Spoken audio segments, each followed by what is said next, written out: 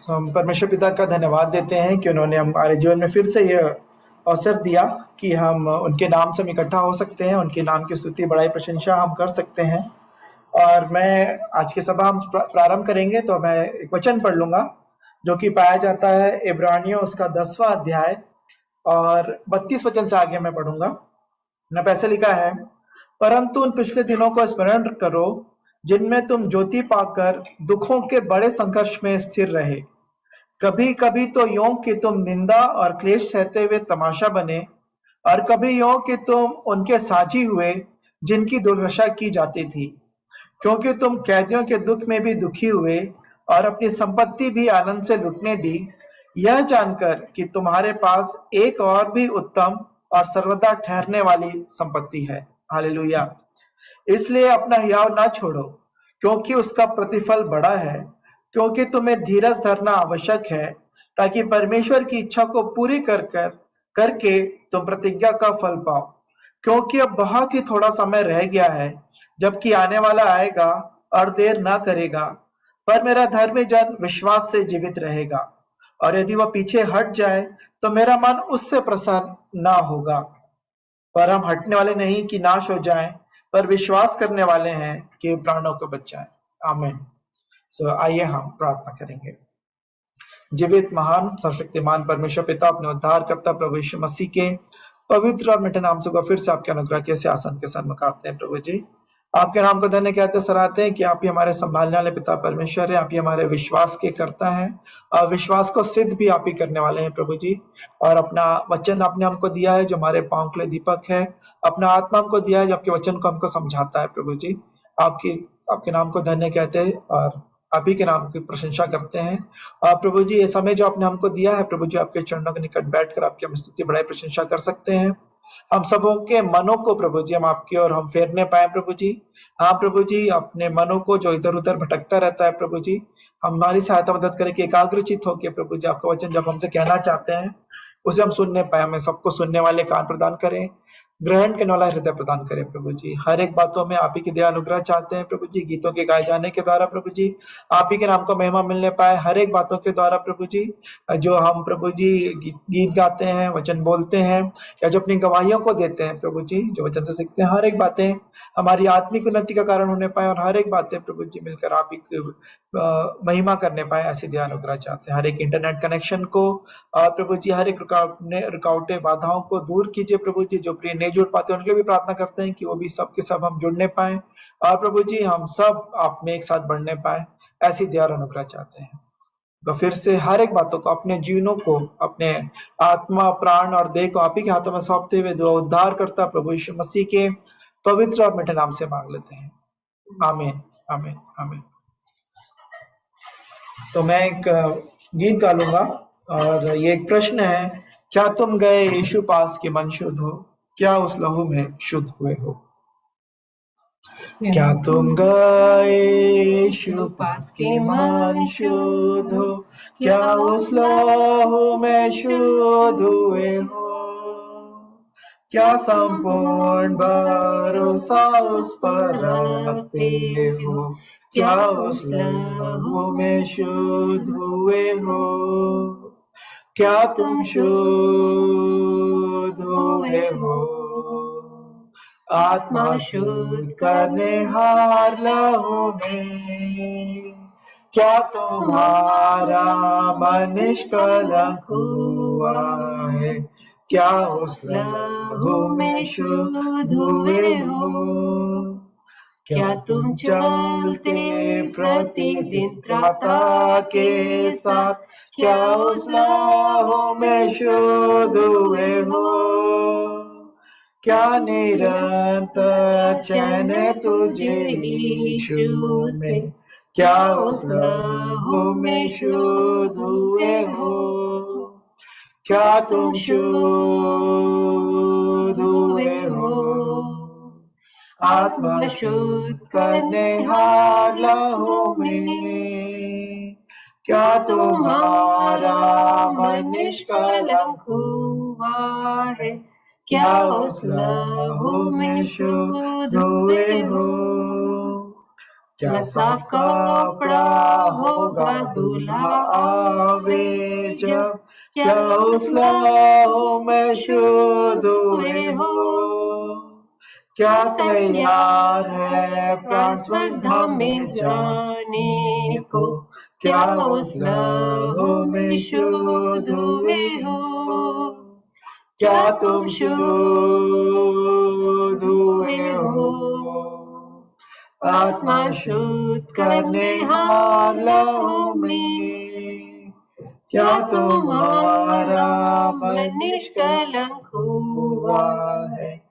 क्या उस लहू में शुद्ध हुए हो। आपका मैला वस्त्र अब उतार के छोड़, उसके लहू में शुद्ध होके आ। मन शुद्ध के लिए सोता बहता है, उसके लहू में शुद्ध होके आ। क्या तुम शुद्ध हुए हो।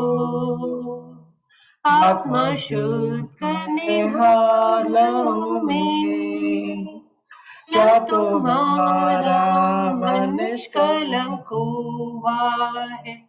क्या उस लहू में शुद्ध हुए हो। दया करें, प्रभु का धन्यवाद कि उसका लहू उपलब्ध है, कि हम उसके लहू से शुद्ध हो सकते हैं। चाहे पाप चाहे लाल रंग के हो या अरवानी रंग के हो, वो उनके समान श्वेत हो जाएंगे और हिम के समान उछले हो जाएंगे। हम प्रभु की महिमा के लिए एक और गीत गा लेंगे।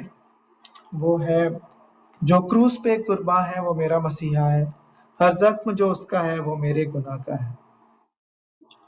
जो क्रूस पे कुर्बान है वो मेरा मसीहा है, हर जख्म जो उसका है वो मेरे गुनाह का है, वो मेरे गुनाह का है। इस दुनिया में ले आए मेरे ही गुनाह उसको, मेरे ही गुनाह उसको।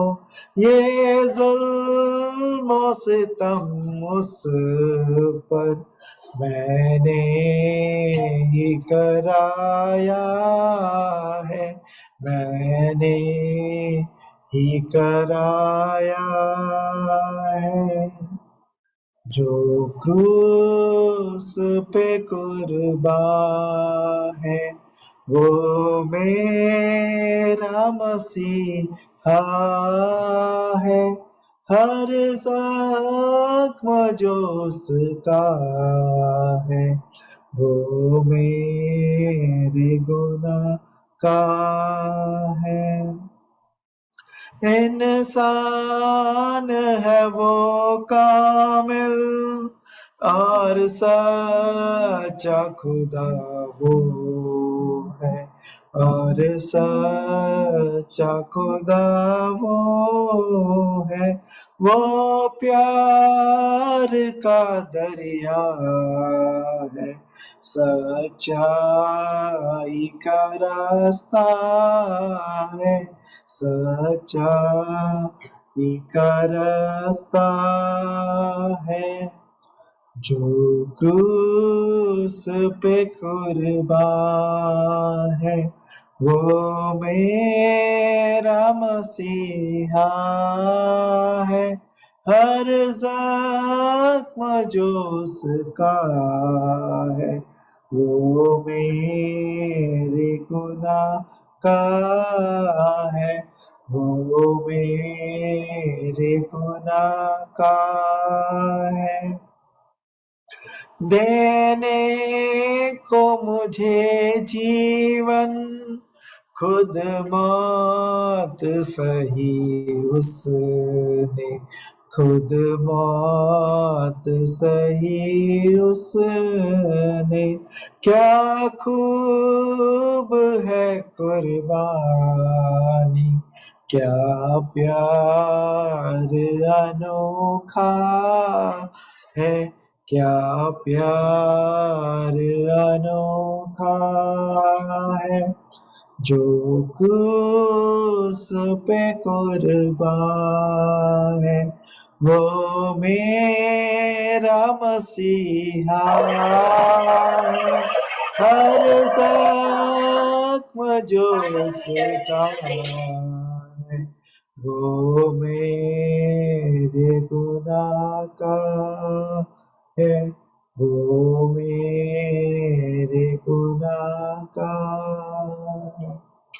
सो प्रभु का धन्यवाद उस लहू के लिए और उस क्रूस की सामर्थ के लिए जिसमें शैतान उसकी सारी योजनाएं पाप का बंधन टूट जाते हैं। विधियों का लेख जो हमारे नाम पर हमारे विरोध में था वो मिटा दिया जाता है।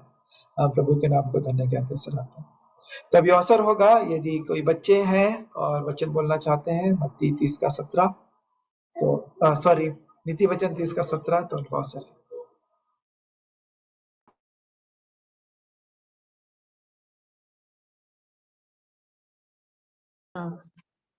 मैं पद बोल लूंगा। नीति वचन 30:17। इस आग से कोई अपने पिता पर अनादर की दृष्टि करे और अपमान सहित अपनी माता की आज्ञा ना माने, उस आग को तराई के कौवे खोद खोद कर निकालेंगे और उकाब के बच्चे खा डालेंगे। बंद करो। यदि और कोई बच्चा है, कोई बच्चे बोलना चाहते हैं वचन तो नीति वचन 30:17। जिस आग से कोई अपने पिता पर अनादर की दृष्टि करे और अपमान के साथ अपनी माता की आज्ञा ना माने, उस आग को तराई के कौवे खोद खोद कर निकालेंगे और उकाब के बच्चे खा डालेंगे। Thank you. थैंक यू रूनी और एनोश को। मैं बोलूँगा मत्ती 11:12। यूहन्ना बपतिस्मा देने वाले के दिनों से, यूहन्ना बपतिस्मा देने वाले के दिनों से स्वर्ग के राज्य में बलपूर्वक प्रवेश होता रहा है और बलवान उसे छीन लेते हैं। यदि और कोई बड़ा इस वचन को बोलना चाहता है मत्ती 11:12 तो यूहन्ना बपतिस्मा देने वाले के दिनों से अब तक स्वर्ग के राज्य में बलपूर्वक प्रवेश होता रहा है और बलवान उसे छीन लेते हैं। मत्ती 11:12। आप सबको सलाम और मैं भी बोलूंगी मत्ती 11 उसका 12वां पद। यूहन्ना बपतिस्मा देने वाले के दिनों से अब तक स्वर्ग के राज्य पर बलपूर्वक प्रवेश होता रहा है और बलवान उसे छीन लेते हैं। एक और पद बोलूंगी नीति वचन उसका 17 और 27। जो संभल कर बोलता है वही ज्ञानी ठहरता है और जिसकी आत्मा शांत रहती है वही समझ वाला पुरुष ठहरता है। धन्यवाद। तो सबको धन्यवाद जो वचन बोल सके और प्रभु सहायता करे कि हम इन वचनों पे चलने पाए। तो अभी हम गवाहियों के भाग में आगे चलेंगे। जो प्रिय अभी तक गवाही नहीं दे पाए थे अपनी, तो अभी उनको अवसर होगा और थोड़ा सा समय बचे इसके लिए। जो क्रम था कि बड़े से छोटे बोलेंगे, तो जो बड़े हैं और अभी तक गवाही नहीं दे पाए थे तो आज उनको अवसर है।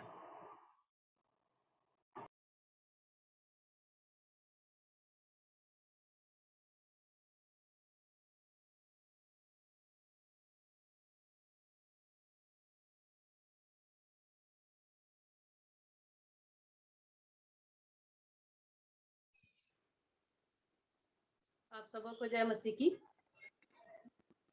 मेरी आवाज आ रही है? आ रही है सिस्टर। मैं सर्वप्रथम परमेश्वर पिता को धन्यवाद देती हूँ कि ये अवसर मेरे जीवन में मिला है कि आज मैं अपनी गवाही दे सकूं। और आप सबों को भी उद्धारकर्ता प्रभु यीशु मसीह के नाम से नमस्कार। तो मैं अपने गवाही देने से पहले मैं एक इंसान के बारे में बताना चाहूंगी, क्योंकि वो मेरे लिए बहुत ही आदर्श हैं और मेरे लाइफ से जुड़े हुए हैं, इसलिए मैं उनके बारे में थोड़ा बताऊंगी, उसके बाद मैं अपनी गवाही भी दूंगी। तो ये जो इंसान है एक गांव में रहते थे और उस गांव का नाम नदी गांव है, महानदी आप लोग जानते होंगे। उस नदी में वो रहते थे और उनका जो काम है, जो पहले क्या है, अभी पुल नहीं बना था, अभी तो बन गया है, तो जो लोग हैं उन लोगों को इस पार से उस पार लाने के लिए नाव से लाया ले जाया करते थे। तो ये जो इंसान है उन लोगों को लाने ले जाने का काम करते थे और साथ में मछली भी पकड़ते थे वो, और अपना खेती किसानी भी करते थे वो। तो एक बार ये इंसान जब नहाने के लिए गए थे तो वहां पर और भी लोग वहां पर नहा रहे थे।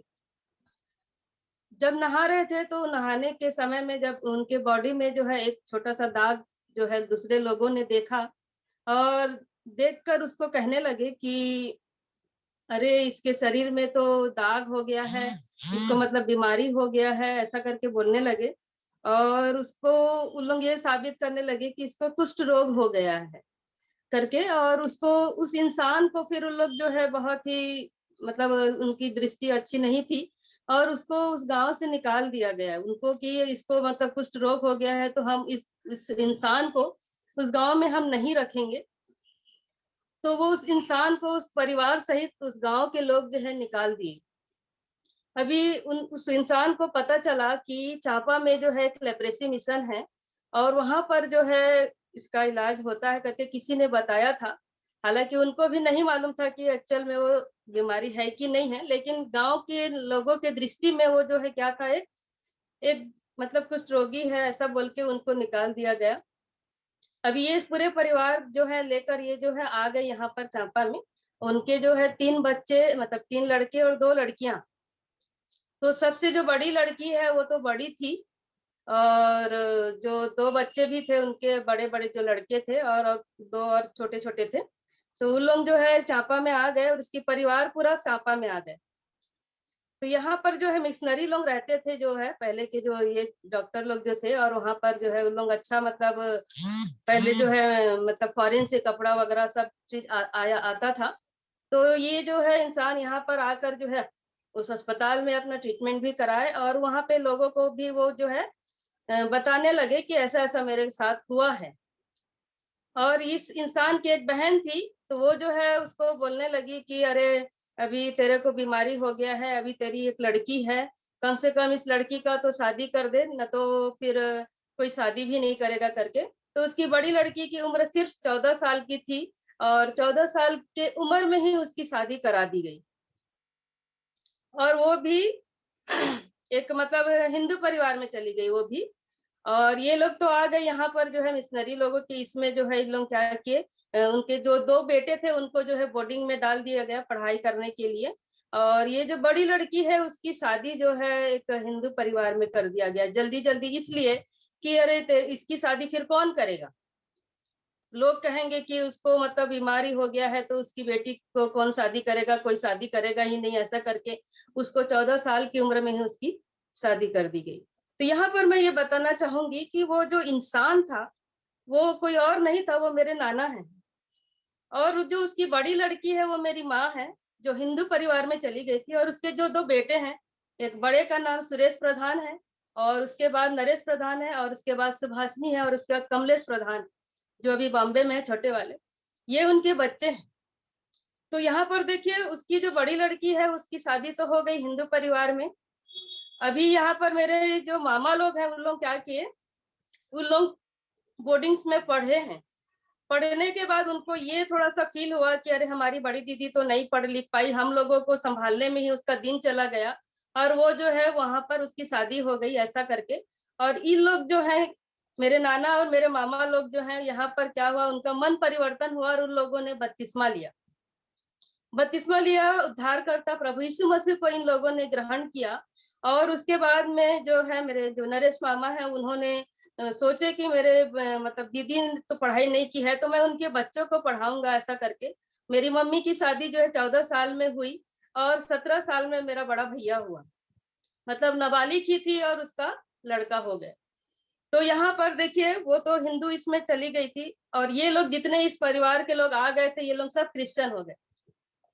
तो वहां पर मेरे मामा जो है सबको लाने की कोशिश किए, मेरे भाई बहन लोगों को, भैया को, सबको। तो कोई भी नहीं आया, लेकिन मेरे को भी लाए तो मैं यहाँ पर आ गई। मेरा मन पता नहीं कैसे यहाँ पर लग गया कि मैं यहाँ पर आई, मेरे मामा जो है ले आए, और मैं जो है 1982-83 में यहाँ पर आई। मतलब 5-6 साल की ही थी, 5 साल की मैं थी। और पहली क्लास में ही मेरे मामा जो है मेरे को भर्ती कर दिए मिशन स्कूल में। मिशन स्कूल में भर्ती किया और मेरी पढ़ाई जो है वहां पर हुई। और यहाँ पर जब मैं आई तो मुझे मतलब उतना मेरे को ठीक से ना तो हिंदी आता था ना छत्तीसगढ़ी आता था, थोड़ा सा उड़ीसा बॉर्डर में था, रायगढ़ का जो है, तो मैं वही भाषा बोलती थी। तो मेरे को अच्छे से बोलना भी सिखाया करते थे मेरे मामा लोग। और मेरे मामा जो है वहां पर लेकर आए, और वहां पे घर में तो फिर जो भी है संडे स्कूल वगैरह जाती थी मैं, वहां पर जो है संगति करती थी उनके साथ रह के। और इस तरह से मेरी पढ़ाई जो है वहां पर जो है चापा में 12वीं तक तो मेरी पढ़ाई हुई। लेकिन उसके बीच में मुझे मतलब मैं मतलब संडे स्कूल जाती थी, गीतों को गाती थी, ड्रामा में भी भाग लेती थी, हर चीज मेरा अच्छा था। मैं मतलब एक मतलब फर्स्ट भी आती थी हर इसमें, और गीत प्रतियोगिता में भी मैं फर्स्ट आती थी। लेकिन वचन जो है मेरे को तब तक मेरे जीवन में उतना काम बिल्कुल भी नहीं किया था। और मेरे घर में भी उतना जो है प्रार्थना का माहौल तो बिल्कुल था ही नहीं, कि सुबह प्रार्थना करना है या शाम को प्रार्थना करना है या रात में सोने से पहले प्रार्थना करना, ऐसी तो संगति बिल्कुल थी ही नहीं घर में। बस जैसे बुधवारी मीटिंग हो रहा है या महिला मीटिंग हो रहा है तो घर में मीटिंग होना है, तो हम लोग उसी की तैयारी करते थे उस समय में। और हाँ, अरे मीटिंग होना है तो बैठना है हम लोगों को, इस टाइप का रहता था। और उसमें फिर जो है 12वीं जब मेरा हुआ, तो उसके बाद में फिर जो है ये मतलब ट्रेनिंग सेंटर है लेप्रेसी मिशन का, नासिक में है, नासिक में है। और अभी 6 जगह हो गया है हर एक स्टेट में। तो नासिक में जो है स्टेनोग्राफी सेक्रेटरी प्रैक्टिस का जो है मतलब ये था, कोर्स था। तो उसमें हम लोग 17 लोग भरे थे, तो उसमें 4 लोगों का सिलेक्शन हुआ। तो मेरे मामा बोले कि तू वहां चले जा करके, क्योंकि अभी वहां पर मेरे नाना जो है उनको जो है एक वॉचमैन का काम मिला था वहां पे लेप्रेसी मिशन में, और उनके थ्रू मेरे को यहाँ पर ट्रेनिंग सेंटर में जो है वो अवसर मिला। तो मैं यहाँ पर आई और ट्रेनिंग भी की वहाँ यहाँ पर नासिक में। तो नासिक में जब मैं आई तो यहाँ पर क्या होता है, लेप्रेसी मिशन में जो है बाहर से भी जैसे प्रचारक लोग आते थे, और मतलब बाइबिल वगैरह का जो ये होता था रूटीन जो है अच्छा था, कि चैपल में हम लोग जाते थे करके। लेकिन फिर भी जो वचन जो है मेरे जीवन में काम नहीं किया था। सुनती जरूर थी मैं, बहुत अच्छा लगता था, लेकिन मेरे दिमाग में वो नहीं रहता था। तो यहाँ पर जो है जो भी ट्रेनिंग करने आता था तो उनको बपतिस्मा दिया जाता था, मतलब सिखाया जाता था, बपतिस्मा दिया जाता था। तो मैं देखी कि मेरे साथ जो जो आए थे उन लोगों ने बपतिस्मा लिया। तो मैं अपने मामा को पूछी कि मामा मैं भी बपतिस्मा ले लूं क्या, यहाँ पर ले रहे हैं। तो मेरे मामा बोले कि मैं कैसे बता सकता हूँ, तो अपने माता पिता से पूछो। तो मैं बोली अभी मेरे माता पिता तो वो तो बिल्कुल दूर हैं, वो क्या जवाब देंगे। मैं थोड़ा सा हताश हो गई, क्योंकि मैं मतलब देख के लेना चाह रही थी, मन तो मेरा उतना वचन से नहीं तैयार हुआ था। तो यहाँ पर जो है कैंसल हो गया, मतलब मैं यहाँ पर बपतिस्मा नहीं ले पाई। उसके बाद मैं 2 साल ट्रेनिंग करके फिर से मैं यहाँ मतलब वापस आई। तो आने के बाद में फिर क्या हुआ कि 2000 मतलब 1998 से इसमें 2001 तक जो है मेरा ग्रेजुएशन हुआ। और ग्रेजुएशन होने के लिए भी मैं यहाँ पे चांपा में 1 साल थी, बिलासपुर में थी, इस तरह से मेरा ग्रेजुएशन हो गया। और उसके बाद फिर जो है एक दिन मैं अपने मामा को बोली कि मेरे को मतलब कंप्यूटर सीखना है, कंप्यूटर बहुत मतलब जरूरी हो रहा है, हर चीज में कंप्यूटर सीखा जाता है। तो मेरे मामा बोले कि मेरे को मतलब मेरे पास उतना पैसा नहीं है कंप्यूटर सीखने के लिए। तो मेरे को बहुत दुख हुआ, मैं बोली कि मैं कैसे करूं, कैसे सीखूं, मेरे को सीखने का मन हो रहा है ऐसा करके। और जब भी मेरे को ये होता था, दुख होता था, तो मैं ऊपर जाती थी, क्योंकि मेरे नाना जो है मुझे एक वचन जो है दिए थे। एक बार मैं जैसे दुखी हो गई थी, तो याकूब उसका 5 का 13 अध्याय है, उसको मैं पढ़ना चाहूंगी। 13 वचन जो है याकूब का।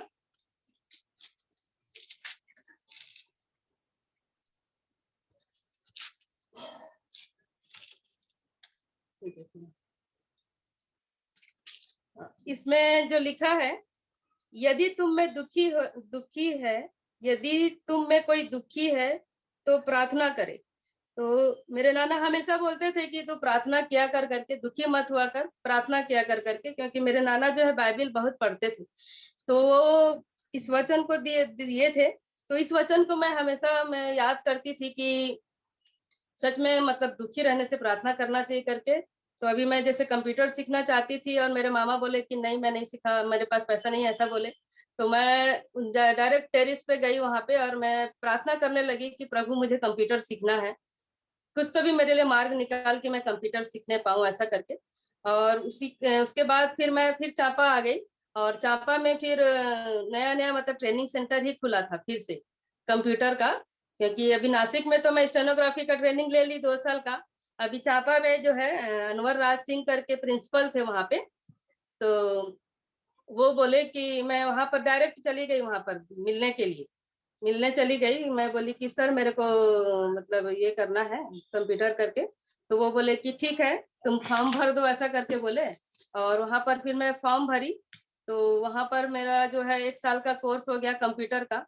और मैं परमेश्वर को धन्यवाद दी मन मन में कि प्रभु सच में तूने मेरे लिए मार्ग निकाला कि मैं मतलब यहाँ पर कोर्स करने पाई करके। कंप्यूटर का भी कोर्स हो गया मेरा कोपा का, वहां पर 1 साल का ट्रेनिंग हो गया। और उसके बाद फिर मैं जो है वहां भी जैसे उस ट्रेनिंग सेंटर में भी जब थी तो वहां पर वचन की संगति मेरे को मिलती थी और वहां भी गीतों को गाया जाता था, हर चीज वहां पर भी होता था। लेकिन वहां भी उतने अच्छे से मेरे मन में जो है वचन जो है अंदर नहीं बैठता था, मतलब मुझे कुछ भी वचन उतना काम नहीं करता था अंदर में कि हाँ ये वचन मेरे जीवन में आया है, ऐसा करके। हालांकि मैं वचन की संगति में जरूर रहती थी, मतलब जो मतलब ट्रेनिंग सेंटर में क्या है सिखाया जाता था और वहां पर रात में सोने से पहले भी वचन को दिया जाता था। तो वहां पर हम लोग बाइबिल पढ़ते थे, प्रेयर करते थे, हर एक के रूम में जाते थे, प्रार्थना दुआ सब होता था। लेकिन वहां पर जो है मैं उतना अच्छे से वचन को नहीं याद कर पाती थी। ऐसे करते करते फिर जो है मैं क्या हुआ कि ग्रेजुएशन मेरा कोपा होने के बाद में 2 साल मैं बाहर जो है मतलब काम करी स्कूल में पढ़ाने का काम की। उसके बाद फिर से मैं बिलासपुर आ गई। तो बिलासपुर में जब आई तो मैं वहां पर क्या होता था कि मेरे मामा जहाँ रहते थे वहां पर मीटिंग में जाते थे, फास्टिंग प्रेयर वगैरह करते थे और अच्छा मतलब संगति थोड़ा मेरे को वहां मिलने लगा। और वहीं पर मेरे को मैं देखने लगी कि बहुत अच्छा अच्छा जो है दुष्ट आत्मा को निकाला जाता था, इस प्रकार से मैं देखने लगी। तो मैं बोलती थी ये क्या हो रहा है करके, और मैं जाती थी जरूर वहां पर। और फिर एक बार क्या हुआ कि 2004 में जो है एक मतलब मैं उस संगति में मेरे को बहुत मतलब मन जो है मेरा बहुत ये हो गया था कि तैयार हो गया था वचन सुन सुन के। और उस संगति में जाती थी, फास्टिंग प्रेयर करती थी, खुद भी मैं फास्टिंग रखती थी। तो उसमें मेरा मन थोड़ा सा जो है ये हो गया था कि मैं प्रभु यीशु मसीह को भी मैं ग्रहण कर लूंगी, ऐसा मेरे को होने लगा। और वहां पर जो है एक प्रचारक वहां पर आए थे, तो वो जो है ये लूका रचित सुसमाचार उसका 19 का 1 से 10 जो चुंगी लेने वाला का जो दृष्टांत है उसी के बारे में ही वो बताए। तो मैं बोलती थी कि अरे इसको तो हम लोग बचपन से गाना गाते हैं कि जक्कई नामक आदमी था, वो इतना नाटा था, वो पेड़ में चढ़कर यीशु को देखना चाहता था, इसको तो जानते हैं और इसी के बारे में ये बोल रहा है, मैं ऐसा बोलती थी। लेकिन सचमुच में इस वचन को जो है हम जितने बार भी बोलेंगे, हर एक का ओपिनियन, हर एक का जो है विचार अलग अलग होता है। तो यहाँ पर जो है इस वचन को जब बताने लगे तो यहाँ पर मेरे मन में कार्य होने लगा एकदम। और इसका जो 5वां वचन है कि यहाँ पर जब यीशु उस जगह पहुंचा तो ऊपर दृष्टि करके उसने कहा, हे जक्कई झट उतरा, क्योंकि आज मुझे तेरे घर में रहना अवश्य है। तो ये वचन को जब मैं सुनी तो वहां पर ऐसा मतलब वो संदेश दे रहे थे, तो वो बोलने लगे कि यीशु आपके घर में आने वाला है, तो क्या आप तैयार हैं? तो यहाँ पर मेरे को बहुत मतलब ये होने लगा। और यहाँ पर जो जक्कई नाम है, मान लो बोलेंगे कि सुनीता मैं तेरे घर में आने वाला हूँ, तू तैयार है क्या? यदि ऐसा बोलेंगे तो मैं क्या बोलूंगी? तो मैं एकदम से, और यहाँ पर जैसे कि जक्कई के घर में आने वाला, तो जक्कई क्या किया, गुलर के पेड़ से तुरंत उतरा, वो वहां पर लेट नहीं किया। तो यहाँ पर जो है ये वचन मेरे को काम किया। और जक्कई जो है खड़े होकर बोलने लगा कि मैं जितना भी मैं लिया हूँ उसका मैं 4 गुना दूंगा, इस प्रकार से वो क्या किया, उसको स्वीकार किया। तो यहाँ पर मैं भी वहां पर तुरंत मैं भी खड़ी हो गई। मेरे मेरे को मतलब इतना मन मेरा ये कर दिया इस वचन ने कि सच में यीशु मसीह यदि आएगा मेरे को बोलेगा कि सुनीता आज मैं तेरे घर में आने वाला हूँ, तो तुम तैयार हो क्या? तो फिर मैं ना इधर देखी ना उधर देखी, किसी तरफ नहीं देखी, मैं तुरंत खड़ी हो गई और खड़े होके मैं बोलने लगी कि मतलब मेरा मन जो है, मैं यीशु मसीह को ग्रहण करना चाहती हूँ, मैं बपतिस्मा लेना चाहती हूँ, ऐसा बोलने लगी। और मेरा मन जो है पूरा तैयार है, मैं बोली। और मैं ये रिक्वेस्ट करी उनको कि मेरे माता पिता के लिए आप प्रार्थना करिए, क्योंकि वो नहीं जानते हैं इस बारे में। तो उनका मन तैयार होना चाहिए कि मैं बपतिस्मा ले सकूं। उन लोग एग्री होना चाहिए, मेरे माता पिता कम से कम इतना बोलना चाहिए कि ठीक है तू बपतिस्मा ले ले। इतना भी बोल देंगे तो मैं अच्छे से बपतिस्मा ले लूंगी करके मैं उनसे रिक्वेस्ट करी। और ये मेरी पहली गवाही थी, लाइफ में ये पहली गवाही थी, खड़े होके मैं बोली। और ये वचन काम किया कि सच में प्रभु यीशु मसीह जैसे जक्कई को आके बोला, खड़े होके वहां पे तुरंत वो बोला कि जक्कई आज मैं तेरे घर में आऊंगा, तो जक्कई तुरंत उतरा। तो वैसे ही रिएक्शन मेरे साथ भी होने लग गया और मैं तुरंत खड़ी हुई। और मेरे मामा भी थे, मामी लोग सब थे वहां पर। और मैं ये खड़े होके बोलने लगी कि अगला जो भी डेट होगा मैं बपतिस्मा लूंगी ही, मेरा नाम आप नोट करिए करके मैं बोलने लगी, क्योंकि ये वचन मेरे को बहुत ये कर दिया वहां पर। और उसके बाद 22 दिसंबर 2004 में 2004 में जो है बपतिस्मा में ली, वहां पर जो है बेरसबा चर्च ऑफ गॉड में वहां पर। और मेरा भाई भी वहां पर आया था, मेरा भाई जो है आया था मेरे बपतिस्मा में। तो ये मुझे बहुत अच्छा लगा कि कम से कम मेरा भाई तो आया है, ऐसा लगा मुझे मेरे घर के कोई तो है, मेरे मामा मामी तो सब थे। और इस प्रकार मेरा बपतिस्मा हुआ। और वो जो डेट था वो 17 दिसंबर 2004 था, जब मैं इस वचन जो है मेरे मन में काम किया कि सच में उद्धारकर्ता यदि आ जाएंगे मेरे घर में तो मेरा तो उद्धार ही हो जाएगा मेरा, ऐसा मैं सोचने लगी। और मैं तुरंत खड़ी हुई कि मैं अभी लेट नहीं करने वाली हूँ, सच में अभी प्रभु यीशु मसीह आएंगे जिस प्रकार के जक्कई के जीवन में आए हैं, तो मेरे मन में भी वो कार्य हुआ। और मैं 22 दिसंबर को जो है बपतिस्मा ली। और उसके बाद 2004 के बाद में जो 5 में है, मैं फिर से विजयनगरम गई। तो मैं उपवास और प्रार्थना और ये संगति मुझे मिली थी, तो मैं थोड़ा बहुत वो थी, मतलब जोश में थी कि हाँ अभी मैं प्रार्थना करूंगी तो सब हो जाएगा ऐसा करके। और मुझे बहुत विश्वास रहता था मेरे प्रार्थना में, क्योंकि नाना जो है मेरे पहला वचन दिए थे कि तू प्रार्थना कर, तो प्रार्थना का वचन मुझे मिला था।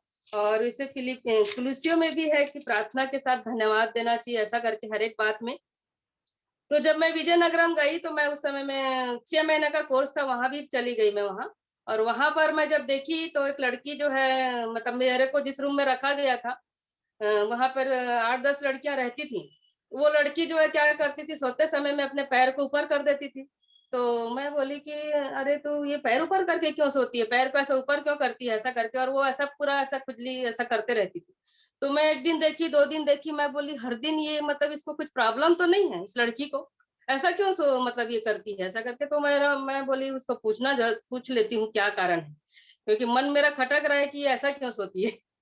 तो फिर मैं पूछी कि क्या बात है, आप मतलब ऐसा क्यों सोते हैं, पैर सीधा क्यों नहीं करती हैं आप। तो वो बोली कि मुझे मतलब बहुत खुजली होता है मेरे पैर में, ऐसा बोलने लगी।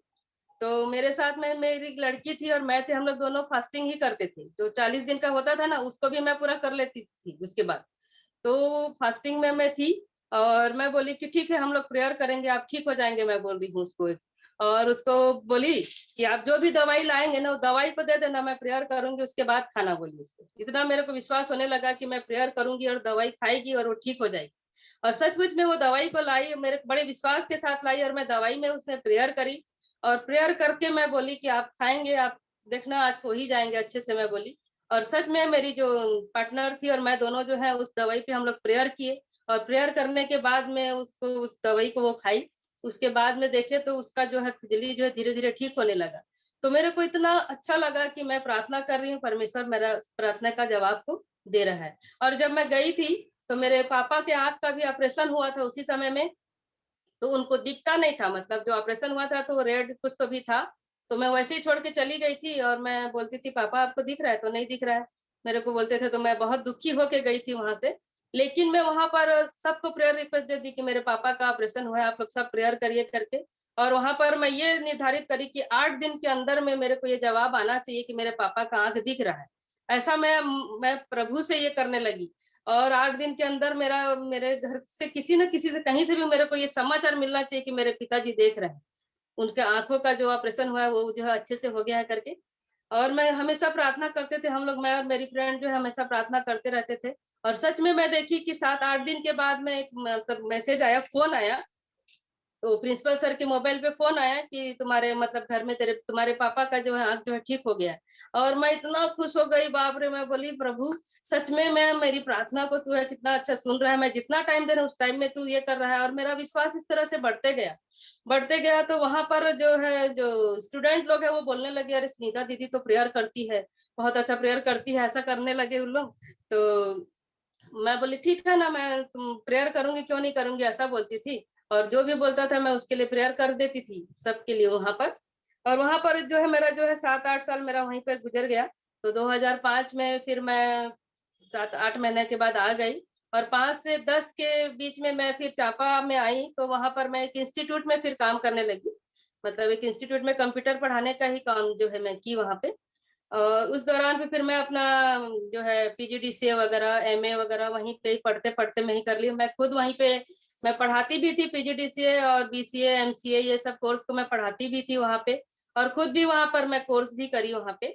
उसके बाद 2010 में जो है मेरी शादी हुई। और शादी के लिए भी मेरे को ऐसा लगता था कि मुझे कौन शादी करेगा, मेरे तो माता पिता अन्य जाति हैं। तो कोई भी जैसे रिश्ता लेके आएगा तो बोलेगा कि अरे इसके माता पिता का तो अता पता नहीं है, किसकी बेटी है क्या है, ऐसा बोलेंगे। कि मैं हमेशा मतलब ये सोचती थी कि मेरी शादी तो इम्पॉसिबल है, मैं ऐसा सोचती थी। लेकिन मेरे मामा लोग भी परेशान रहते थे कि इसके मन में क्या है, कौन सी बात है, कुछ बोलती भी नहीं है, कुछ बताती भी नहीं है, किसी को पसंद भी करती होगी तो बता, तो हम उसका शादी करेंगे, ऐसा बोलते थे उन लोग। मैं तो इतना डर डर के वहां पे रहती थी मामा के घर में कि कुछ गलती मत हो जाए मेरे से करके वहां पर। तो मैं कुछ बोल ही नहीं पाती थी वहां पर। और ये लोग परेशान हो जाते थे कि अरे ये कुछ बोलती नहीं है करके, क्या है इसको, क्यों नहीं ऐसा रहती है करके। तो फिर एक बार मैं वही नाइट टेक में ही जाती थी। जाते समय में ही मेरी जो सास है वो देखी मेरे को, साइकिल में जाते आते समय में वो देखी। और वो फिर वो बात करने लगी कि अरे ये लड़की मतलब कैसी रहेगी, ऐसे करके मेरे बड़े बेटे के लिए कैसे रहेगी, ये बातचीत करना शुरू करी। और ये ही मेरे घर में आ गई। मेरे हस्बैंड तो वहां पे थे नहीं, वो पुरुलिया में काम करते थे। तो ये मेरी सास पहले पसंद कर ली मेरे को, उसके बाद घर में आए और इनको बोली कि ये लड़की के पास मैं जा रही हूँ, तेरे को पसंद है क्या, ऐसा बोलने लगी वो, बोलने लगी। तो ठीक है देख लो बोले। ये भी देखे नहीं थे मेरे को, देखे थे तो उतने अच्छे से नहीं देखे रहे होंगे। तो इस प्रकार से मेरी सास जो है आई और रिश्ता आया मेरे घर में। मतलब 2010 में ही जून में वो आई थी। और 17 दिसंबर 2010 में ही मेरी शादी हुई इनके साथ में। तो मेरे मामा लोग भी काफी खुश हुए। और मेरा जो घर है उसके एक सड़क के बाद में इनका घर है, वहीं पर ही है। तो वही बोल रहे थे कि इतना पास में रह के भी मतलब इतना मतलब ये हुआ कि लड़का यहीं पे है, जैसे बोलते हैं ना ढिंढोरा इधर उधर पीट रहे वाला। तो वैसा हो गया। और मेरे मामा भी काफी खुश हुए कि मतलब अच्छा परिवार आया है। तो मेरे को पूछे, तो मैं बोली ठीक है देखिए आप लोग की जैसे मतलब जैसा चाहेंगे मैं वैसा कर लूंगी शादी, आप ऐसा करके बोली। तो मेरे को बार बार पूछे तू शादी करने के लिए तैयार है ना, ऐसा कर मेरे मामा बोलते थे। तो मैं बोली कि तेरे को पसंद है क्या, मैं बोली कि अभी आपको पसंद है तो मेरे को पसंद ही है, आप देख ताक के ही देंगे ना मेरे को, ऐसे तो नहीं दे देंगे मैं बोली। तो मेरे मामा जो है जो नरेश मामा है वो मेरे उनकी इच्छा थी कि मैं बचपन से पढ़ाया हूँ तो मैं इसकी शादी भी कराऊंगा ऐसा करके। और मेरी शादी उन्होंने उन्होंने ही कराई मेरी शादी, मेरे मामा लोग सब मिलके उन लोग जो है मेरी शादी करा दिए। और इस प्रकार से मेरी शादी भी हो गई और एक अच्छा परिवार मुझे मिला, वहां पर क्रिश्चियन परिवार में मेरी शादी हुई है। और मैं जो है इस प्रकार से फिर से 2011 में फिर नासिक आ गई मैं। वहां पर क्या हुआ, शादी तो हुई, उसके बाद मैं कुछ कोर्स कंप्लीट की, उसके बाद 2011 में यहाँ जहाँ ट्रेनिंग की थी वहां के लोग बुलाए मेरे को। और वहां पर मैं आई तो कोपा इंस्ट्रक्टर के पद पे आ गई मैं कोपा को देखिए कंप्यूटर कोर्स करने के लिए मैं प्रभु से मांगी थी कि मुझे कंप्यूटर सीखना है। और परमेश्वर ने मुझे उस कंप्यूटर पढ़ाने के लिए खड़ा कर दिया। तो मैं बोली कि यहाँ के प्रिंसिपल बोले सुनीता पढ़ा पाएगी क्या, वो तो ठीक से बोलती नहीं है, ऐसा बोलते थे। तो वहां के लोग बोले कि अरे सर इंस्टीट्यूट में हम लोगों को पढ़ाती है वो, आप बुला के देखिए उसको कैसे पढ़ाती है, बोलने लगे। तो यहाँ पर जब मैं आई तो यहाँ पर 22 बच्चे थे और बिल्कुल कोर्स बिल्कुल नील था। 22 बच्चे को मैं जो है 3 महीने में सारा कोर्स को मैं कंप्लीट करी और 100% रिजल्ट भी आ गया और मेरा वहां पर परमानेंट भी हो गया नासिक में। लेप्रेसी मिशन में ही मेरा परमानेंट हो गया और मेरे हस्बैंड जो है पुरुलिया में थे। तो हम लोगों का जो ये था कि मतलब मिशन वाले जो है आपको अपॉर्चुनिटी दे रहे हैं तो आप जरूर जाइए और काम करिए, ऐसा कहने लगे। और भविष्य में आप दोनों जरूर एक हो जाएंगे, क्योंकि गवर्नमेंट का भी रूल है कि पति पत्नी को अलग नहीं रखता है। ऐसे बोलने लगे, घर के लोग ही एग्री हुए, तो मैं इधर आ गई। और यहाँ पर आई तो 1 साल से 2 साल से हम लोग कोशिश करने लगे, तो हम लोगों को एक जगह कर ही नहीं रहे हैं, ना इनको कर रहे हैं मेरे पास ला रहे हैं, ना मेरे को इधर भेज रहे हैं। तो हम लोग अलग अलग ही थे। तो घर के लोग बोलने लगे, अरे तुम लोगों की शादी क्या हम लोग अलग अलग रहने के लिए थोड़ी ना किए हैं, ऐसा बोलने लगे। तो फिर मेरे हस्बैंड जो है उधर से रिजाइन देके इधर आ गए, क्योंकि ये जो है डेवलप सिटी है बोल के इधर आ गए वो। और यहाँ एक इंस्टीट्यूट में वो भी काम करते थे। तो इस प्रकार से मेरी शादी होने के बाद हम लोग यहाँ नासिक में आए हैं। और उसके बाद में 4 साल तो मैं काम की यहाँ पर लेप्रेसी मिशन में, जो है कंप्यूटर कोपा इंस्ट्रक्टर के पद पे। उसके बाद मुझे फिर से ट्रांसफर ऑर्डर दे दिए बांकुड़ा में। तो जब मेरे को जरूरत था तब नहीं दिए, जब मेरे पति पुरलिया में काम करते थे उस समय में नहीं मिला ट्रांसफर ऑर्डर।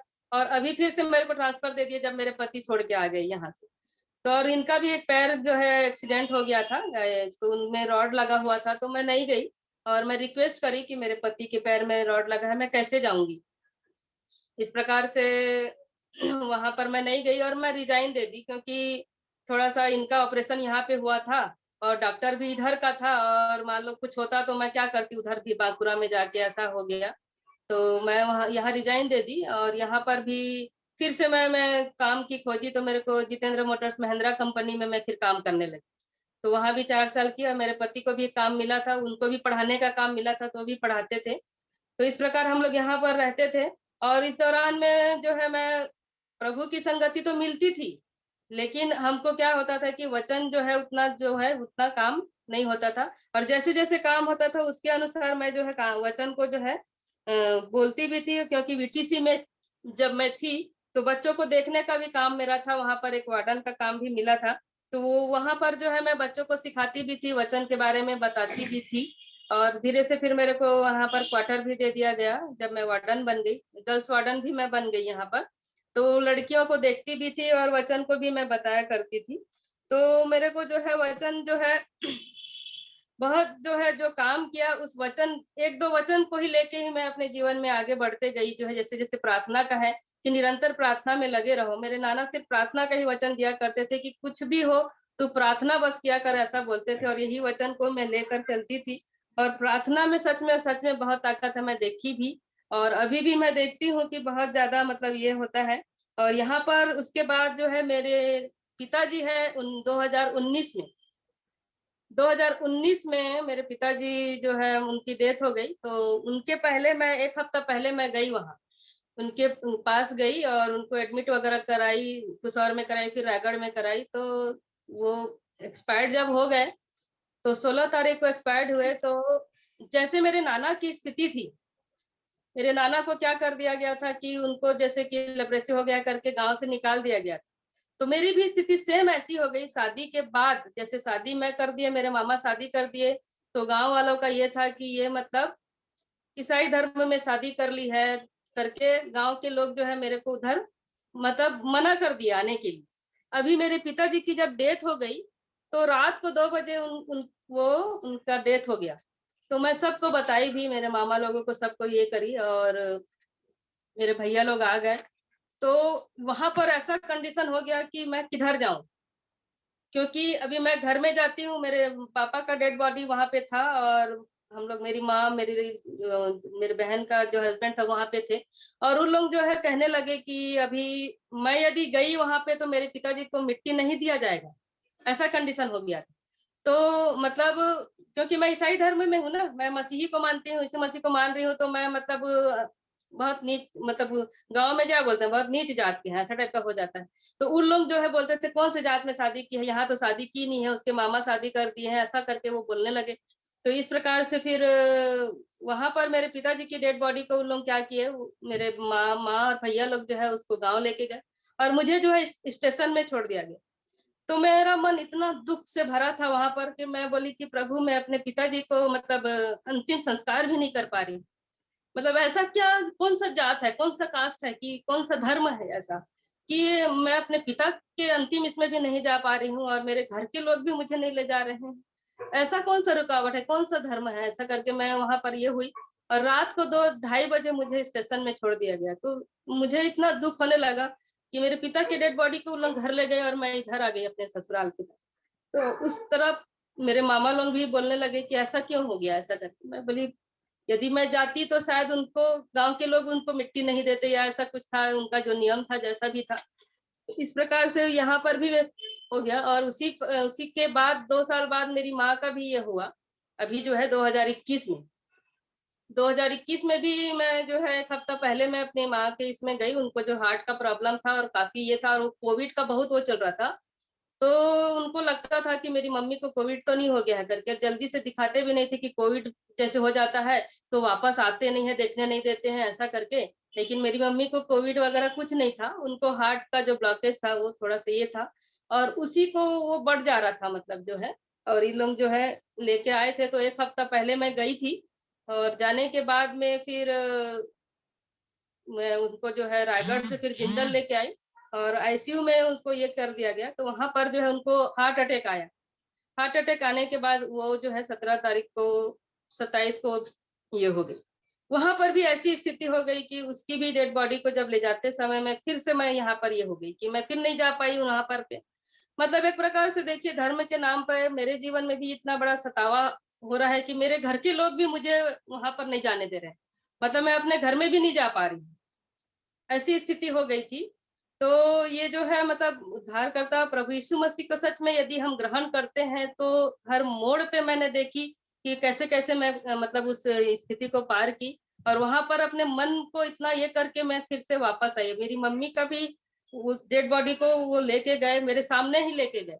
लेकिन मैं परमेश्वर का धन्यवाद देती हूँ कि कम से कम जीते जी मेरे को परमेश्वर ने है उन दोनों के अंतिम समय में मुझे वहां पर लेके गए, और उनको मैं देख पाई करके। तो इस प्रकार से मैं जो है वचन का ये बहुत, मैं क्या हो गई, डिप्रेशन में आ गई। और मेरी नानी भी जो है 2-3 महीने बाद वो भी खत्म हो गई। तो मैं काफी मतलब मन मेरा दुख से बहुत ये हो गया था कि मैं कैसे करूं, क्या करूं, ऐसा हो गया था। मेरे माता पिता थे तो कम से कम मैं घर तो जा पाती थी, अभी वो भी नहीं है, ऐसा मुझे लगने लगा।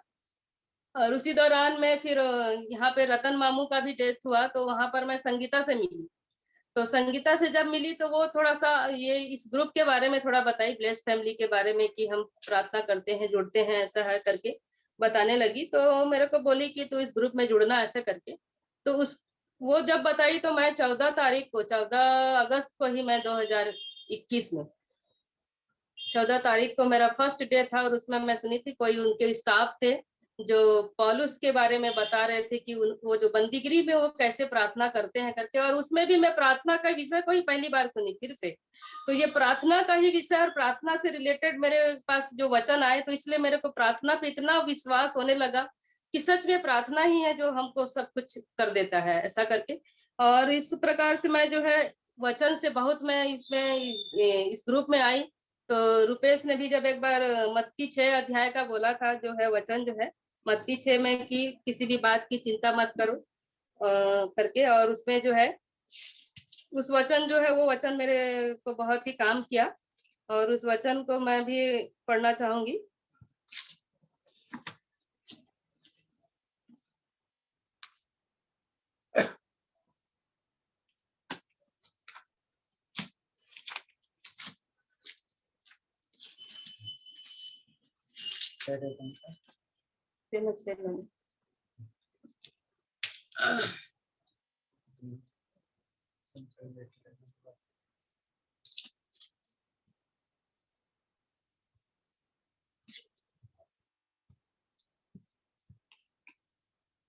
यहाँ पर जो है स्वर्गीय धन और संसारिक धन के बारे में जब बताया जा रहा था, तो यहाँ पर बताया गया है कि किसी भी बात की मतलब चिंता मत करो करके, ये 19 में है।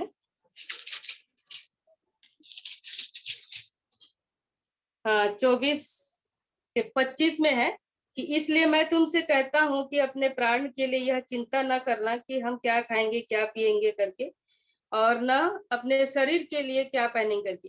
तो ये 6वां वचन के 24 से लेके जो है 33 तक में जो है 3 बार आया है कि तू चिंता मत कर करके, चिंता मत कर करके लिखा गया है। और प्रभु यीशु मसीह जो है यहाँ पर देखिए 27 वचन में भी लिखा है कि तुम में से कौन है जो चिंता करके अपनी आयु को एक घड़ी बढ़ा सकता है। यहाँ पर भी चिंता की बात आई है। और उसके बाद में 33 में लिखा है कि इसलिए पहले तुम परमेश्वर के राज्य और उसके धर्म की खोज करो तो ये सब वस्तुएं भी तुम्हें मिल जाएंगी। अतः कल की चिंता ना करो, क्योंकि कल का दिन अपनी चिंता आप करेगा। तो यहाँ पर जब क्या हुआ कि मैं महिंद्रा कंपनी में जब काम करती थी, तो मेरे को क्या हुआ कि कोविड की वजह से मेरे को बोले थे कि यहाँ पर अभी मतलब स्टाफ कम कर रहे हैं और हम लोग को मना कर दिया गया था। तो मैं इसलिए काम के लिए भी थोड़ा सा चिंतित थी। तो उसी समय ये वचन भी आया, तो ये वचन जो है मुझे बहुत अच्छा लगा कि सच में हम क्यों चिंता करते हैं। हमारे जीवन के लिए तो सिर्फ खाने के लिए और पहनने के लिए कपड़ा भी यदि है तो वो बहुत है करके लिखा हुआ है। यहाँ पर लिखा हुआ है कि अपने शरीर के लिए हम क्या पहनेंगे, क्या प्राण भोजन से और शरीर वस्त्र से बढ़कर नहीं है।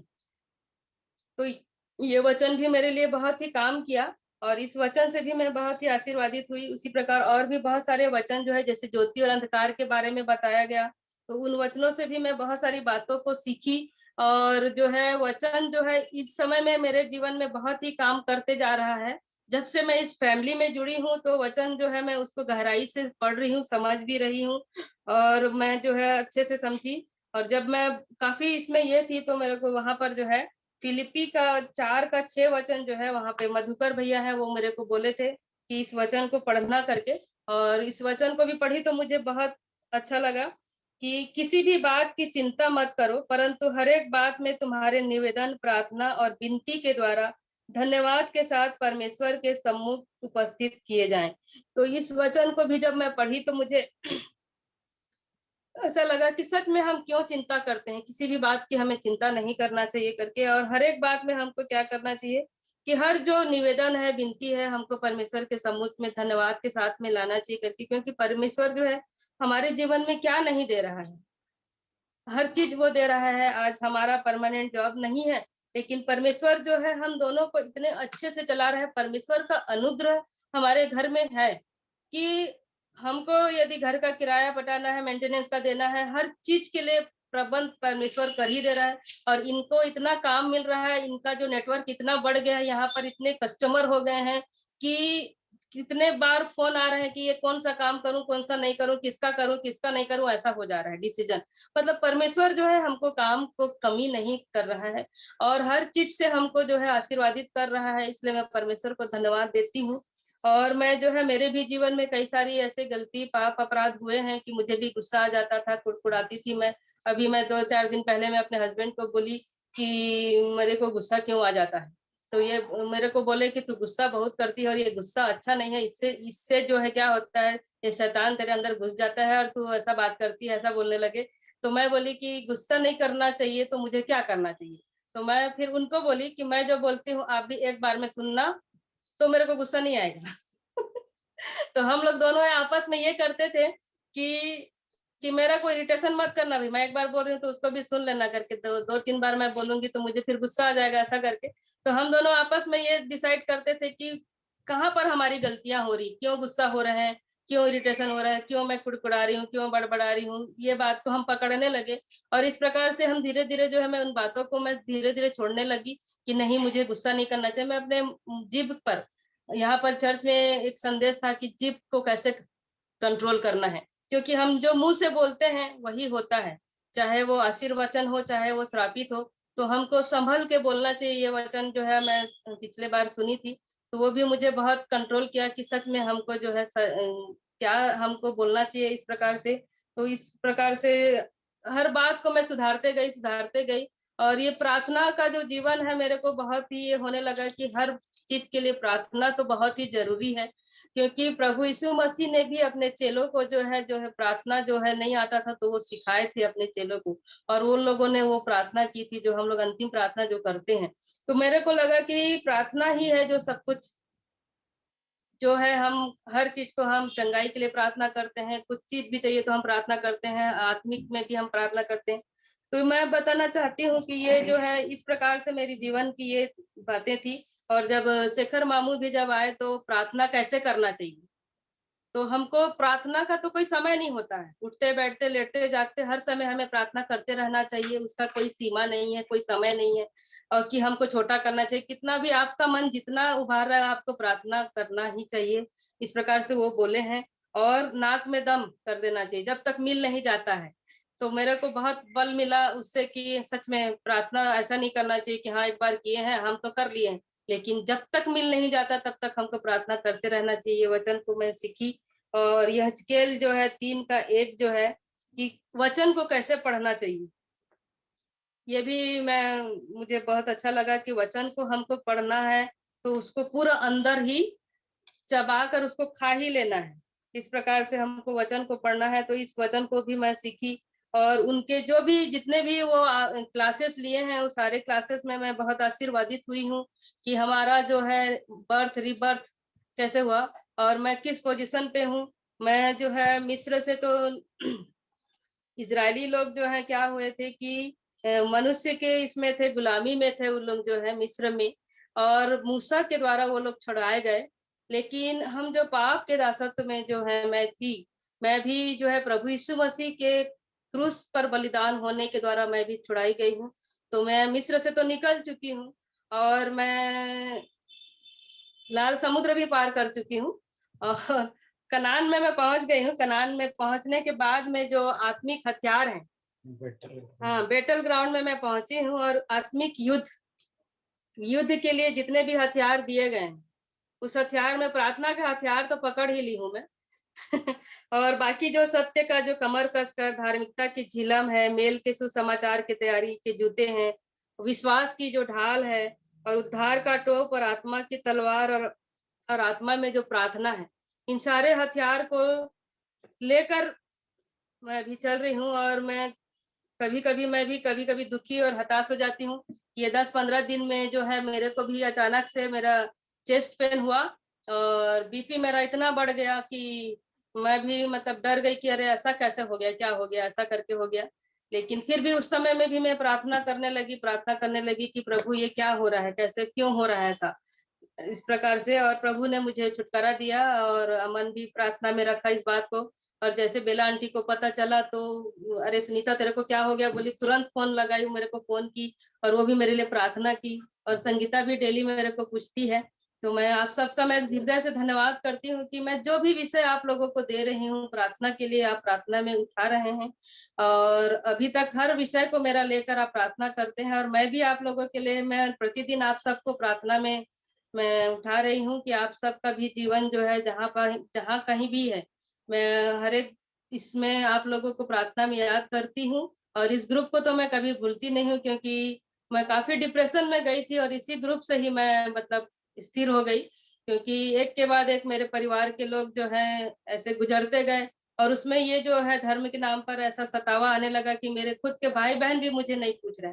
तो मुझे बड़ा दुख होने लगा। इस समय में आप लोगों का ये परिवार मिला जिसमें मेरे माता पिता के जैसे मेरे बुजुर्ग लोग हैं, मेरे भाई बहन के जैसे आप लोग सब हैं। तो मुझे ये देखकर बहुत ही मतलब आनंद होता है कि परमेश्वर सच में हमारे खुद के माता पिता भाई बहन छोड़ देते हैं, लेकिन परमेश्वर ऐसा व्यवस्था करता है कि हमको उससे बढ़कर फैमिली और इतना अच्छा परिवार दिया। इसके लिए मैं परमेश्वर को धन्यवाद देती हूँ।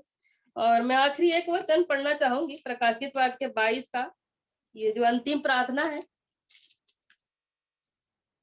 22 का 20 और 21 को पढ़ूंगी। जो इन बातों की गवाही देता है वह यह कहता है, हाँ मैं शीघ्र आने वाला हूँ। आमीन।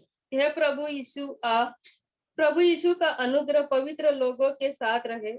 आमीन।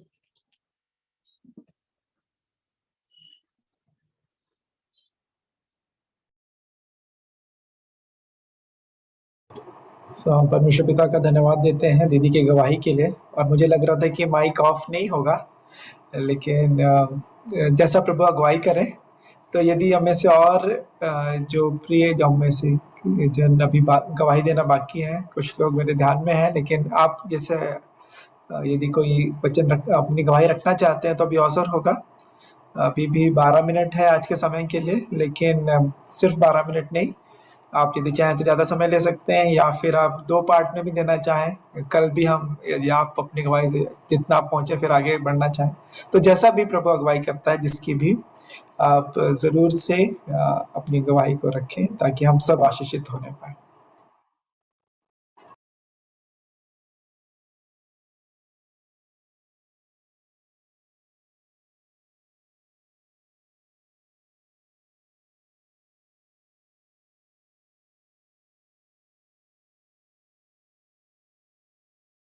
तो चाचा जी बोल रहे थे लिस्ट नहीं बनी है, तो लिस्ट बना सकते हैं हम कि कितने जुड़ते हैं और कितनों ने गवाही दी है और कितने रह गए हैं। सो जैसा भी प्रभु सहायता करे, सच में कि हम अपने जीवन की गवाही दें, क्योंकि जब लिखा है ना प्रेरितों के काम 1:8 में, जब पवित्र आत्मा तुम पर आएगा तो मेरे गवाह होगे। और हम जानते हैं कि इस रिकॉर्डिंग के द्वारा हम जगत के छोर तक भी पहुंच रहे हैं, हमारे घरों के लोगों को भी और कलीसिया में भी और हर एक जगहों में हम प्रभु के गवाह होने पाए, और न ही सिर्फ शब्दों से परंतु जीवन से गवाही और हमारी प्रकट होने पाए, प्रभु का नाम बढ़ने पाए। तो यदि समय की कमी के कारण यदि कोई नहीं दे रहे हैं तो कल उनका अवसर होगा कि वो अपनी गवाही रखेंगे जैसे विस्तार से। सो आज के लिए एक धन्यवाद का विषय है, प्रार्थना का भी विषय है सिस्टर सुधा के लिए। सिस्टर सुधा जेम्स जो हमारे साथ जुड़ती हैं, उन्होंने मुझे कुछ पिछले दिनों पहले बताया था ये कि हम इस ग्रुप में मैं बता दूं कि उनकी शादी पक्की हुई है 29 अप्रैल को। 29 अप्रैल 29 अप्रैल को उनकी शादी होने वाली है। तो हम परमेश्वर पिता का धन्यवाद देते हैं, और साथ ही साथ हम उन्होंने प्रार्थना के लिए भी कहा है कि हम उनको प्रार्थना में उठाएं, हर एक बातों में प्रभु सहायता करे, और ना ही सिर्फ शारीरिक और इन बातों में परंतु आत्मिक बातों के लिए भी, कि जैसे सिस्टर जुड़ती थी और फिर उनके परिवार के लिए भी, और जिन परिवार में उनकी शादी होने वाली है आत्मिक जीवन में वो एक साथ बढ़ने पाए। तो उनको ज़रूर प्रार्थना में स्मरण रखेंगे। सिस्टर सुधा जेम्स को जो जुड़ती हैं मीटिंग में, आज नहीं जुड़ पाई हैं।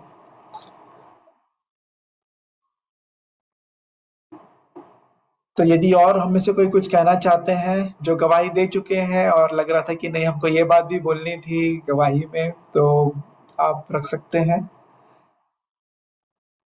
और एक जो बात है कि सदुकी फरीसी के समान नहीं कि मैं दूसरों को बोलूं और मैं खुद नहीं बोलूं, तो इन दिनों जो प्रभु जिस विषय पे मेरी सहायता कर रहे हैं वो है उपवास के विषय में। और दीदी ने भी जैसे वचन जब अपनी गवाही देते समय इस बात को रखा हो कि हम उपवास करते थे और प्रार्थना करते थे। तो प्रभु यीशु मसीह ने भी कहा था जब यीशु इस पृथ्वी पर थे, तो उस दुष्ट आत्मा को जब नहीं निकाल पाए थे उनके चेले, तो उसने कहा था कि उपवास सहित प्रार्थना के साथ वो निकलेंगे।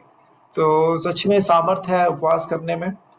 और मैं भी इन दिनों उस बात को मैंने नोटिस किया कि हम आसपास देखते हैं तो सिर्फ लेंट वाले क्रिश्चियन लोग ही लेंट का उपवास नहीं रख रहे, अभी और भी बाकी लोग भी दूसरे कारणों से उपवास रखते हैं।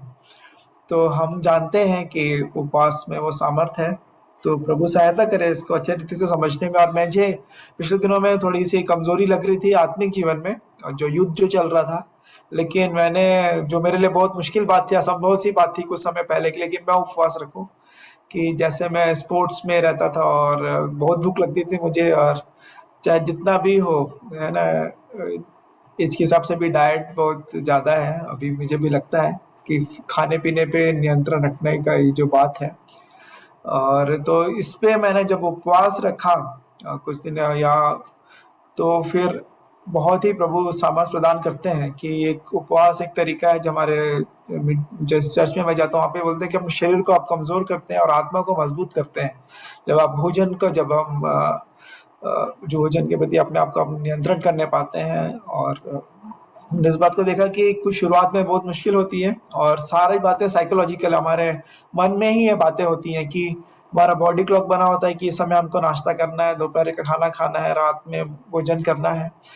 तो हम एक हमारा बॉडी अपने आप से उस समय थोड़ी सी भूख लगती है, लेकिन यदि आप उस मन पे हम जय पा लेते हैं तो फिर भूख भी नहीं लगती है। तो मैंने इस बात को सीखा है कि कैसे पौलुस कहते हैं कि अपनी देह को मारता कूटता और वश में लेकर आता हूँ डिसिप्लिन में। तो इस विषय में प्रभु ने मेरी सहायता की। और प्रभु यीशु मसीह भी जब उन्होंने 40 दिन जब बपतिस्मा लेकर, और जब उनके जंगल में परीक्षा हो रही थी तो 40 दिन तक वो निराहार रहे, फिर उसके बाद उनकी परीक्षा हुई। तो सच में उपवास में बहुत सामर्थ है। प्रभु इसके विषय में हम सबकी सहायता मदद करें। जो मत्ती 6 जो खुला था आज, जहाँ पे प्रार्थना लिखा है, वहाँ पे उपवास के विषय में भी लिखा हुआ है, और भी काफ़ी स्थानों में है। तो प्रभु सहायता करे उपवास को समझने में और उपवास रखने में मेरी। तो उसमें भी बलवान होने की आवश्यकता है, उससे बल मिलता है आत्मा को, जो हम बलवान बनने के विषय में देख रहे हैं कि बलवान ही उसे छीन लेते हैं।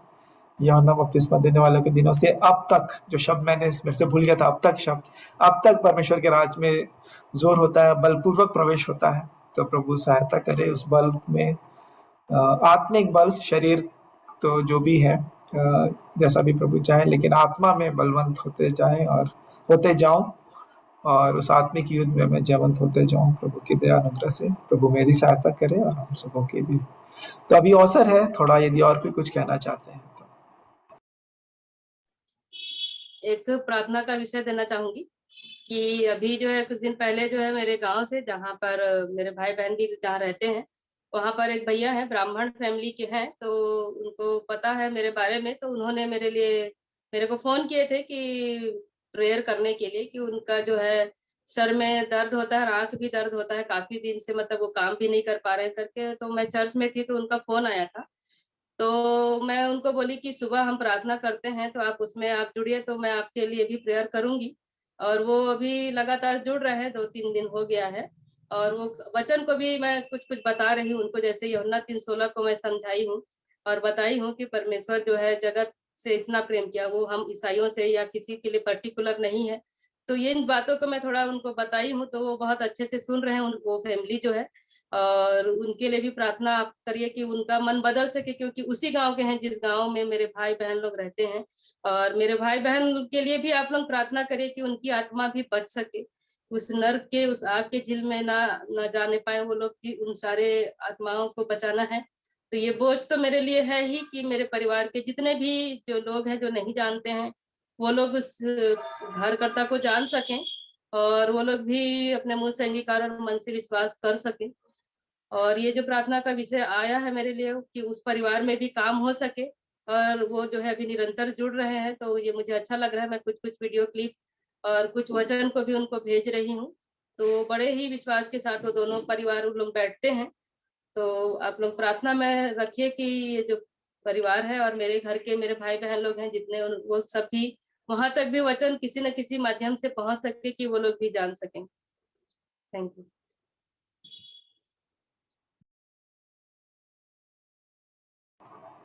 तो हम जरूर से उन प्रार्थना विषयों को हमने सुना है, हम प्रार्थनाएं करेंगे, ऐसा मेरा विश्वास है हमें से प्रत्येक जन।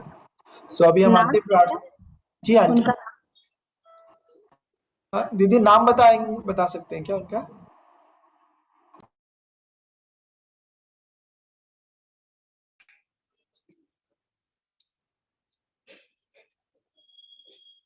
उनका नाम जिनके लिए प्रार्थना करना दीदी, जो आपके साथ। उनका नाम प्यारे लाल पंडा है, पंडा परिवार के हैं। प्यारे लाल पंडा जो है वो ब्राह्मण परिवार के हैं। तो अभी वो लगातार मैं प्रार्थना जब करती हूँ सुबह में, तो उनको मैं कनेक्ट कर देती हूँ, और वो जो है परिवार जुड़ता है और बैठता है। बस अभी मैं ही एक जन हूँ कि उनको बता रही हूँ, तो वचन उनके मन में काम करे और वो लोग भी विश्वास में आ जाए, ये मैं चाहती हूँ, और उनके द्वारा ही हमारे गांव के लोग भी और भी लोग जान सकें।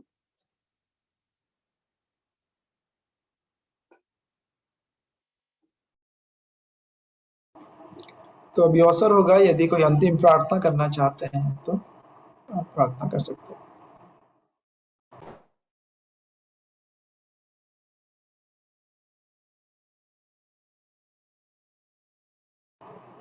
आइए हम प्रार्थना करें। जीवित महान सशक्तिमान पिता परमेश्वर, यीशु मसीह के नाम से आपके चरणों के निकट आते हैं पिता, आपके नाम को धन्य कहते हैं, आपके नाम को सराहते हैं प्रभु जी। इस सुंदर अवसर के लिए धन्यवाद देते हैं जो आपने हम में से हर एक के जीवन में जोड़ा पिता परमेश्वर, की कुछ समय हम आपके चरणों के निकट आके पिता परमेश्वर उस उत्तम भाग को चुन पाए पिता परमेश्वर, जो हमसे कभी भी छीना नहीं जाएगा प्रभु जी। हे पिता परमेश्वर, जो आज हमने सुना पिता परमेश्वर, दीदी को भी पिता परमेश्वर उनकी गवाही के लिए पिता परमेश्वर आपने उनके मन को तैयार किया पिता, इसलिए धन्यवाद करते हैं पिता परमेश्वर। हे पिता परमेश्वर, जैसे हम इन दिनों अपनी अपनी गवाहियों को रख रहे हैं पिता, ये आपकी योजना ही है हमारे जीवन में पिता परमेश्वर, कि आपने जो अद्भुत काम हम में से हर एक के जीवन में किए हैं पिता परमेश्वर, वो हम पिता परमेश्वर एक दूसरे को बताएं, और भी पिता परमेश्वर जो लोग पिता इस रिकॉर्डिंग के माध्यम से सुनेंगे पिता, उन सबको पिता परमेश्वर आपका नाम पिता परमेश्वर, आपके उन कामों को पिता परमेश्वर जो आपने हमें से हर एक के जीवन में किए हैं पिता, उनका विश्वास बढ़ने वाला हो सके पिता। हे पिता, हमें से हर एक जो यहाँ मौजूद है उनको नाम बनाम आशीषें दीजिए पिता। हे पिता परमेश्वर, हम और भी पिता परमेश्वर आपसे लिपटे पाए जाएं पिता परमेश्वर। हे पिता परमेश्वर, हम किसी भी पिता परमेश्वर इन अंतिम समय में पिता परमेश्वर आपसे दूर जाने वाले ना हो सके पिता परमेश्वर। आपका वचन हमारे जीवन में और भी अधिकाई से बसने पाए पिता परमेश्वर, और इसके अनुसार हम अपना जीवन जीने पाए पिता। हे पिता, हमने जैसे सुना पिता उपवास और प्रार्थना के पिता परमेश्वर कि हम उपवास के साथ प्रार्थना करें पिता परमेश्वर। हे पिता परमेश्वर, हमें से हर एक के आप संग और साथ रहिए पिता परमेश्वर। हर एक को वो जीवन दीजिए पिता जैसा आप चाहते हैं प्रभु जी। जिस योजना के लिए आपने हमें बुलाया है, हमें चुना है पिता, वो हम आपके संगति में पिता परमेश्वर आपके पवित्र आत्मा की अगुवाई पाके उसे पूर्ण करने वाले हो सके पिता, उस उद्देश्य और उस योजना को प्रभु जी। हे पिता, हम जानते हैं कि समय बहुत निकट है पिता, कि आपका आगमन है पिता परमेश्वर। हम में से हर एक वो अच्छी दुल्हन बनने पाए पिता, जिसमें ना कोई झुर्री, ना कोई दाग और ना कोई कलंक हो पिता परमेश्वर, ताकि हम पिता आपके साथ उस अनंत जीवन में पिता परमेश्वर जिसके लिए आपने हमें बुलाया है और चुना है पिता, तैयार पाए जाने पाए पिता। हर एक के मनों को पिता परमेश्वर अपने वचनों में और भी लगाइए पिता परमेश्वर। हे पिता, हम में से हर एक की सहायता मदद करिए पवित्र आत्मा, कहीं भी पिता परमेश्वर हम भटकने वाले ना हो सके प्रभु जी। हे पिता, हर एक अंधकार की, दुष्ट की युक्ति शक्तियों को यीशु मसीह के नाम से बांधते हैं प्रभु जी। हे प्रभु जी, हर एक के जीवन में आप उत्तम आशीषों को दीजिए पिता परमेश्वर। हे पिता, हर एक के संग और साथ रहिए पिता। आज की रात्रि को भी आपके हाथों में रखते हैं पिता परमेश्वर। आप हम में से हर एक के संग और साथ रहिए पिता। और क्या मांगे, इस छोटी सी दुआ को यीशु मसीह के पवित्र मीठे नाम से मांगते हैं, सुनिए और दया से ग्रहण करिए, आमीन। आमीन आमीन। आइए हम प्रभु की प्रार्थना एक साथ कर लेंगे। हे हे हमारे हमारे पिता, पिता, आप जो स्वर्ग में हैं, आपका नाम पवित्र होना जाए, आपका राज्य आए, आपकी इच्छा जैसे स्वर्ग में पूरी होती है, वैसे वैसे इस इस पृथ्वी पृथ्वी पर पर भी पूरी पूरी हो। हो। हमारे हमारे दिन दिन भर भर की की रोटी रोटी आज हमें दे, और और जिस जिस प्रकार प्रकार हमने हमने अपने अपने अपराधियों को क्षमा किया है, वैसे ही आप भी हमारे हमारे अपराधों अपराधों को को क्षमा करें, करें, और और हमें हमें परीक्षा में ना लाए, परंतु बुराई से बचाए, बचाएं, क्योंकि क्योंकि राज्य राज्य और पराक्रम और महिमा सदा आपकी है। आमीन। आमीन। आमीन। परमेश्वर पिता का धन्यवाद देते हैं कि उन्होंने अवसर दिया कि हम सब मिल सके प्रभु के नाम से, और प्रभु के द्वारा हम आशीषित होने पाए। उन वचनों के लिए धन्यवाद देते हैं, दीदी की गवाही के लिए, कि सच में हमारे पास उस आनंद जीवन के, इस नए जन्म का अनुभव, और हम उसको हम प्राप्त करें, और कैसे प्राप्त किया, ताकि हम दूसरों के लिए भी हम आशीष और उद्धार के कारण बनने पाए। तो सबों को शालोम। शालोम भाई, शालोम। हेलो। तो जिन्होंने अभी तक नहीं अपनी गवाही रखे हैं, तो उनको अवसर रहेगा कल कि हम तैयारी से आए। और कल का समय क्या रखें? हालांकि शिखर मामू तो समय उनके हिसाब से उन्होंने रखा था 5:45 का, तो क्या हमारे लिए रहेगा वो 5:45 का टाइम ही रखें, शाम को 5:45 से 7 बजे तक, ताकि कोई कंफ्यूजन ना रहे समय के मामले में। यही टाइम ठीक रहेगा बाबा। रात का पापा से बात हुई थी क्या दीदी मामू की? वो जुड़ेंगे हाँ 1-2 दिन में बोल रहे थे ना वो। हाँ, एक्चुअली दीदी अभी हम लोग की भी प्रेयर चल रही है। हम लोग मामू की कंडीशन और कुहू की कंडीशन देख के 3 दिन का उपवास प्रार्थना हम लोग कर रहे हैं। तो 5 बजे से मैं जाती हूँ तो 7 बजे तक आ पाती हूँ उसमें वहाँ से। अच्छा, तो अगर यही टाइम सबको सुटेबल होगा तो अच्छा होगा। 8:45 से जो हम आज जैसे जुड़े थे वैसा ही क्या हाँ हम हाँ, जुड़ेंगे? अगर सबके लिए ये सुटेबल होगा तो। पापा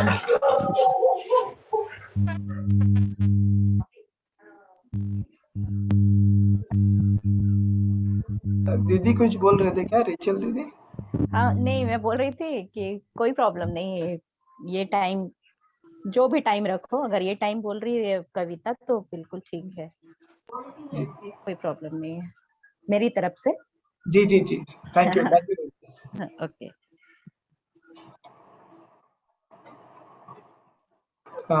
विजय अंकल 8:45 ठीक सूट करेगा? बिल्कुल बिल्कुल बिल्कुल। मैंने सोचा माइक खुला हुआ है, सॉरी। हाँ बिल्कुल ठीक है, 8:45 हो, 5:45 हो, 9:35 हो, कोई भी टाइम हो, मैं फ्री हूँ। अब घर में ही रहना है। Praise God, thank you uncle. तो हम तो फिर शाम का ही रखेंगे, मतलब ये जो रात में हम 8:45 से जो जुड़ते हैं, आज जैसे जो जुड़े थे वैसे ही हम जुड़ेंगे। सो कल फिर मुलाकात होगी। Shalom, Ebenezer, Emmanuel, good night. Good night. Good night, shalom. Kuhu के लिए जैसे प्रार्थना कर रहे हैं वैसे करते रहें। उसका सक्सेसफुल ऑपरेशन हुआ है। उसको थोड़े देर रखे थे और अभी वार्ड में शिफ्ट कर दिए हैं उसको। सुबह 9:30 बजे से लेकर उसका ऑपरेशन 4:15 अरे तक चला था कुहू अरे का। बाप रे, अच्छा और प्रभु ने सक्सेसफुल ऑपरेशन हुआ है। प्रभु को धन्यवाद देंगे बहुत और उसको धन्यवाद। उठाएंगे कि वो जल्दी रिकवर करे। प्रभु का धन्यवाद हो। आमीन। हमारी प्रार्थना का उत्तर देने वाला जीवित परमेश्वर है। ओके, तो अब मीटिंग एंड कर रहे हैं। Good night. Shalom, good night. Okay, good night, good night. Good night.